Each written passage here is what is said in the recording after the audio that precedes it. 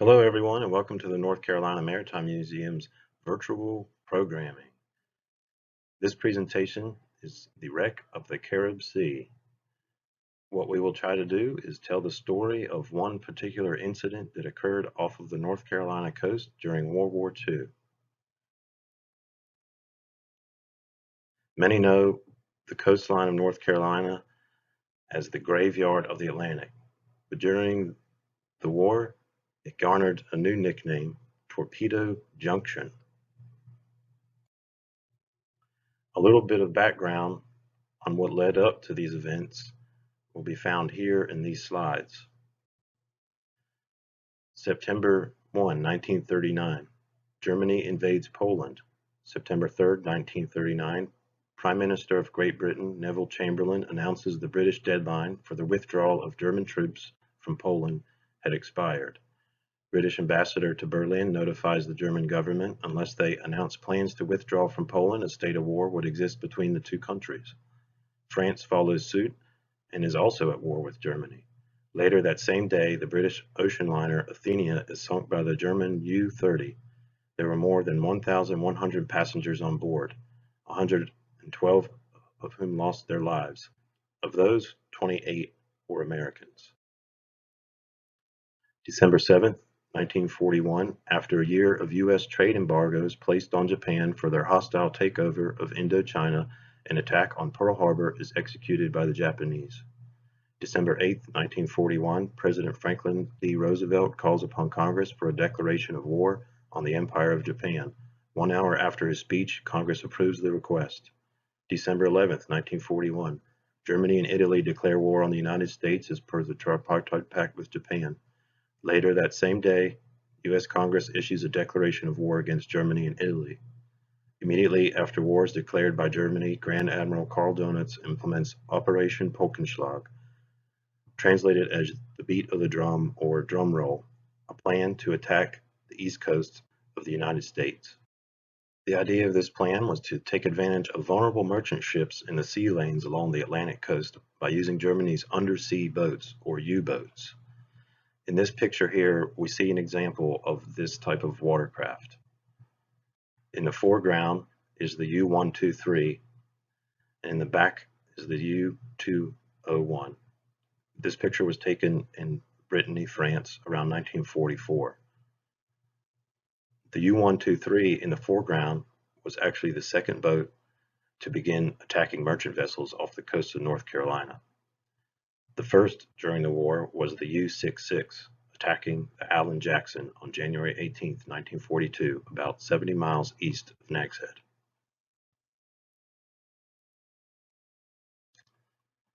At the time that this operation was implemented, there was only one vessel, the U.S. Coast Guard cutter Dione WPC-107, that was guarding the 5th Naval District, which encompassed the eastern shore of Virginia to Onslow Bay, North Carolina.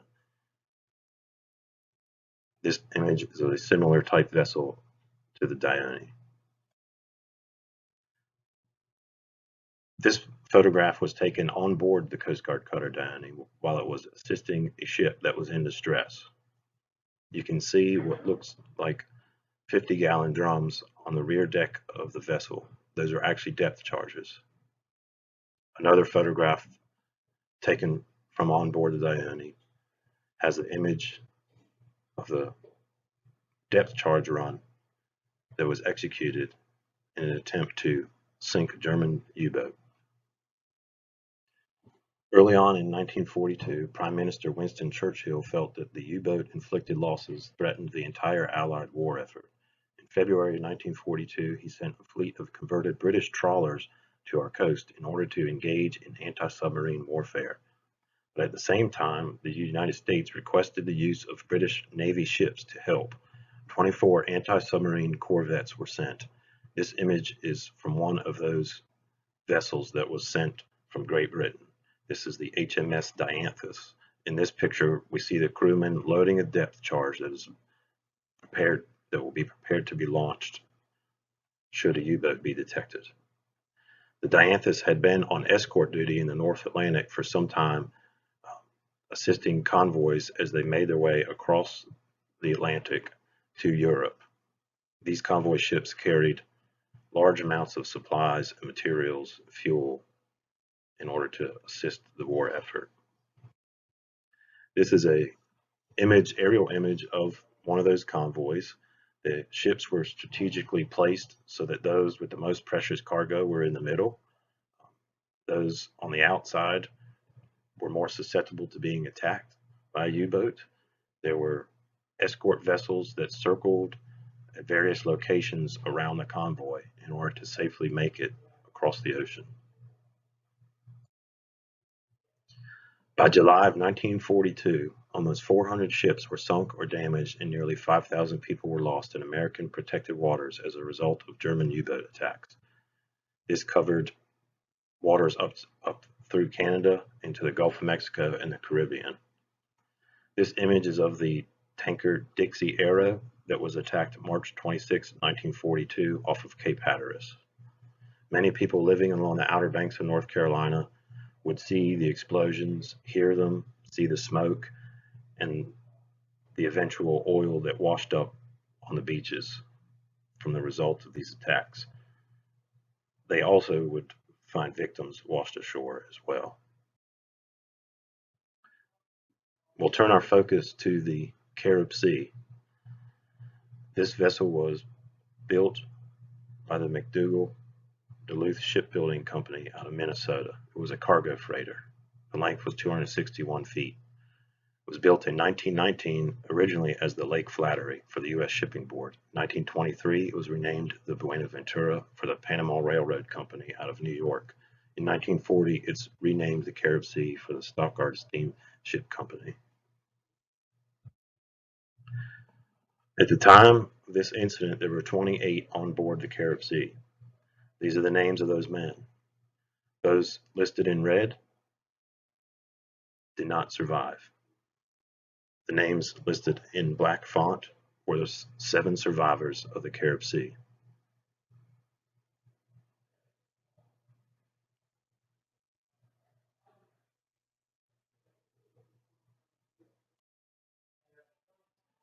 The vessel was en route from Santiago, Cuba to Baltimore, Maryland by way of Norfolk. The Caribsea was carrying manganese ore, which was an ingredient in steel production and a component in aluminum.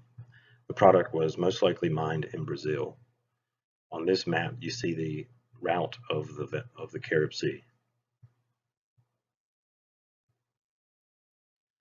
On board the Caribsea, Captain Nicholas Manalis knew of the impending danger along the eastern seaboard. Many ship captains that had to traverse the waters were already referring to this section along the North Carolina coast as Torpedo Alley. Numerous precautions were being taken in order to avoid or handle the dangerous situations. The advice given to captains was to pick up an armed escort if possible before cruising along the Outer Banks. Most merchant ships were at least traveling during daylight hours and only making stops at safe harbors when night fell.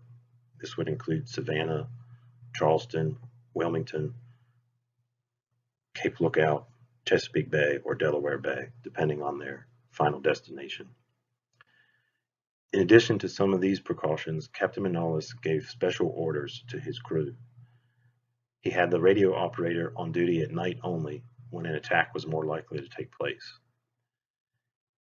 He had the radio operator relay the expected coordinates of their position for every 2 hours. He told him to send a distress call the instant any danger arises without awaiting orders from the bridge to do so. Each lifeboat station would be equipped with an axe in order to cut the boats free instead of taking the time to lower them into the water should an attack occur.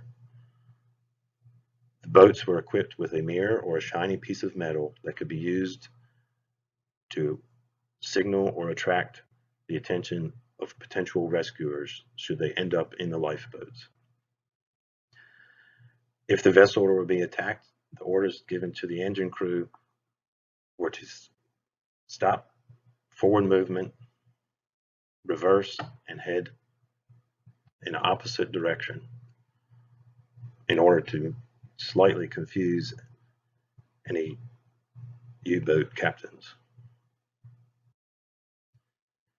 The vessel that would create such havoc with the Caribsea was the German U-158. It was a Type 9C U-boat built for long-range patrols.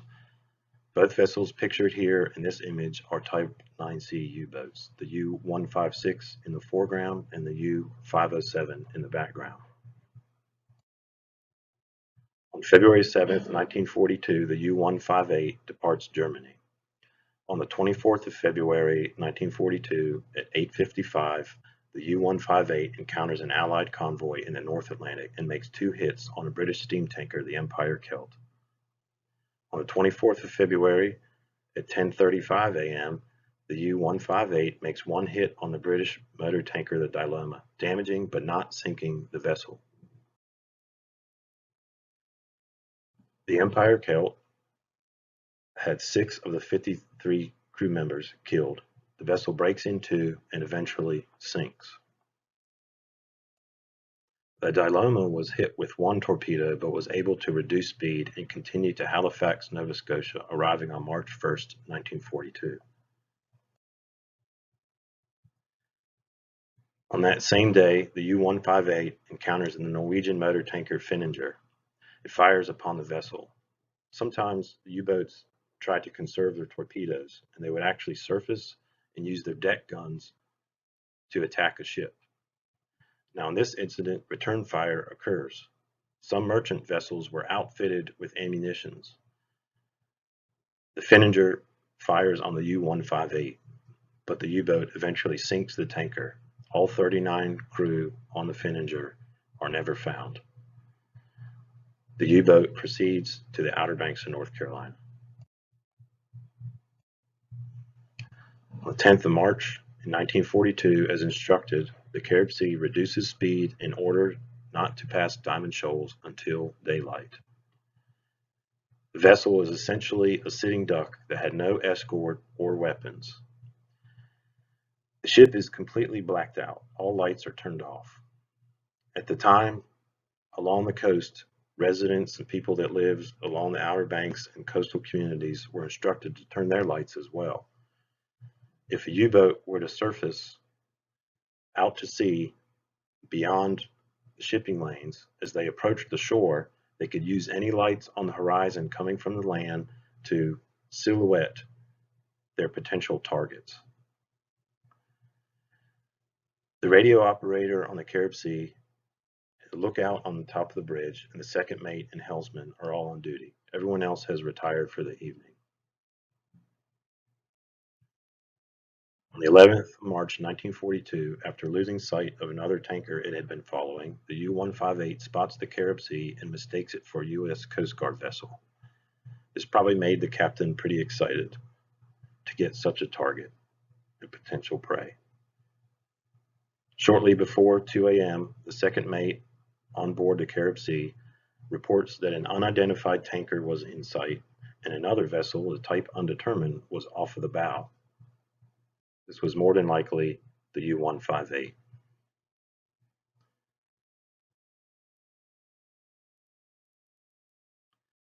At 2 a.m., the Caribsea was hit by 2 torpedoes, resulting in a very large explosion.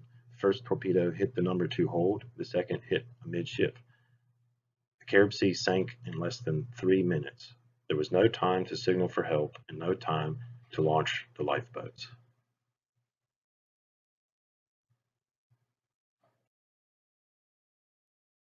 Most of the crew of the Caribsea found themselves in the water, swimming and trying to find something to grab a hold of. One of the life rafts was blown clear of the Caribsea and was found floating upright. 7 of the men were able to get into the small boat. The other crew members who survived the initial blast did not make it. As morning came, the chance of being found increased. But first, there were some missed opportunities. At 8 o'clock, 3 tankers being escorted by a destroyer passed within 3 miles, but did not see the survivors. At 8:30, a seaplane headed south flew by, but did not see them either. The sailors in the lifeboat were even waving a yellow signal flag. At 10 o'clock, another seaplane flying north and then east missed the lifeboat. Finally, at 12:30, After using the lid of the can that was stashed in the lifeboat, the survivors were able to signal a passing vessel by reflecting the intense rays of the midday sun. That vessel was the steam merchant Norlindo. The Norlindo was headed north to Baltimore as well when it noticed the flash of light. They changed course and they picked up the survivors. This is a picture of the Norlindo, but earlier on in the vessel's life when it was named the Volusia.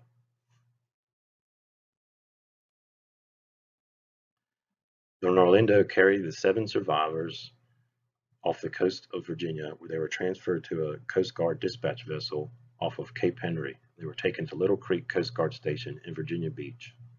Those that were suffering from exposure were tended to.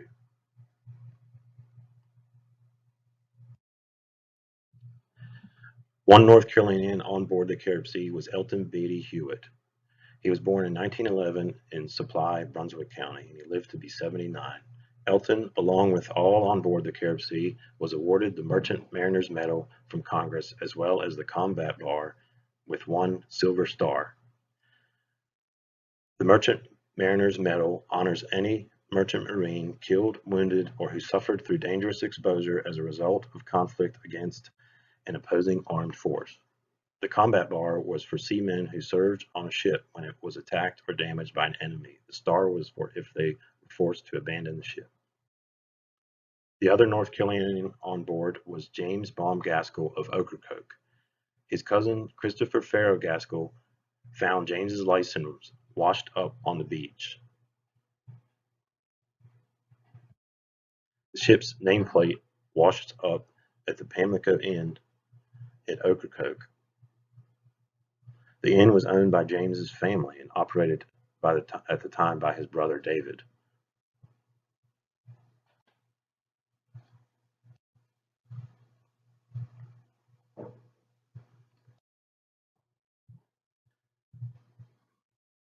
This image of the interior of the United Methodist Church at Ocracoke Island. On the altar is a gold cross that was made from part of the wreckage of the Caribsea that washed up at Ocracoke. Mr. Homer Howard of Ocracoke took some of the wood and created the cross that still is placed in this church at Ocracoke Village.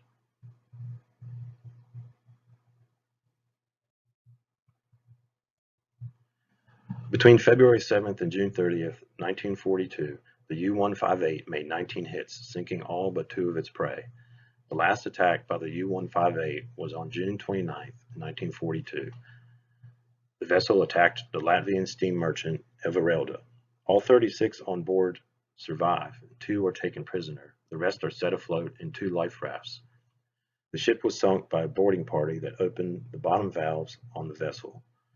The survivors are picked up days later by the U.S. Coast Guard. One group is taken to Ocracoke and the other to Morehead City. But what happened to the U-158? Eventually, it meets its match. This is the Martin PBM Mariner flying boat. They were used throughout the war as patrol and to attack U-boats. On June 29th, the U-158 sinks the Everelda. Wireless signals from the U-158 are picked up by Allied forces, allowing them to pinpoint the location of the sub. The following day, the PBM 3C Mariner flying boat is directed to head towards that location. They were based out of Bermuda. The plane takes off, searches the area, locates the sub, and drops 2 depth charges exploding directly under the stern of the U-158, sinking the U-boat.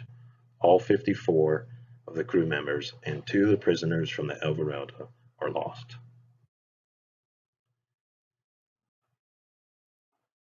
The Caribsea itself was now half sunk off the coast of Cape Lookout. On the 23rd of that month, it was mistaken for the periscope of a German U-boat and was depth charged. The wreck was marked with a flashing red buoy, and finally in 1944 it was demolished to a depth in excess of 40 feet by the Navy Salvage Service. This would eliminate any hazard of running into the ship. This image is of the wreck site of the Caribsea. Today, it's visited by recreational divers and fishermen. It rests on the bottom of the ocean floor.